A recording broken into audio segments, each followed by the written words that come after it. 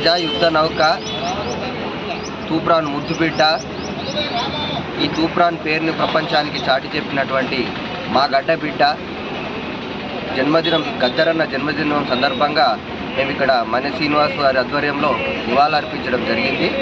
గద్దరన్న ఆశయాలు, గద్దరన్న సజీవంగా లేకపోయినప్పటికీ కూడా గద్దరన్న యొక్క ఆశయాలు కొనసాగించాలనే దృక్పథంతో తూప్రాన్లో ప్రతిసారి చేసేటటువంటి ప్రోగ్రాంలో భాగంగా ఈసారి కూడా గద్దరన్న జయంతి సందర్భంగా నివాళులర్పించడం జరిగింది.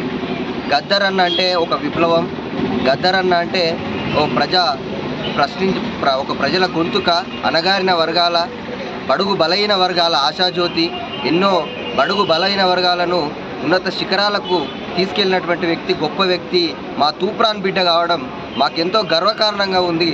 గద్దరన్న యొక్క ఆశయం, గద్దరన్న యొక్క శ్వాస పోయే వరకు కూడా ఒకటే కోరిండు, బడుగు బలహీన వర్గాలు అనేటువంటి ఎస్సీ, ఎస్సీ, బీసీ మైనార్టీ వర్గాలు ఏదైతే శాసనంలోకి పోవాలని కోరినటువంటి గద్దరన్న ఆశయం ఈరోజు మేము ఆశయం కొనించడం కోసం బడుగు బలహీనాల తరపున ప్రతి విషయంలో గొంతుకలై ప్రతి విషయాన్ని ప్రశ్నిస్తూ మేమున్నటువంటి మా గొంతులు, అణగారిన వర్ణ గొంతులు శాసనసభలోనో పార్లమెంట్లో ఉండే వరకు కొనసాగిస్తాం గద్దరన్న ఆశయంని అని ఈ సందర్భంగా తెలియజేస్తాం.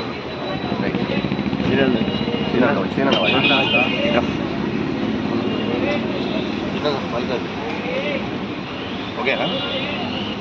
తూప్రాన్ ముద్దుబిడ్డ అయిన గద్దరన్న గారు ఈరోజు మా తూప్రాన్ గ్రామంలో పుట్టి పెరిగి ఢిల్లీ స్థాయికి ఎదిగిన తూటా పాటాతోని ప్రజల గుండెల్లో స్థిరస్థాయికి నిలిచిన గద్దరన్న ఇవాళ నువ్వు లేని మా లోటు తీరమైనది.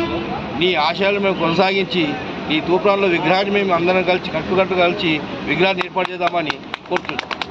జై జోహార్ గద్దరన్న.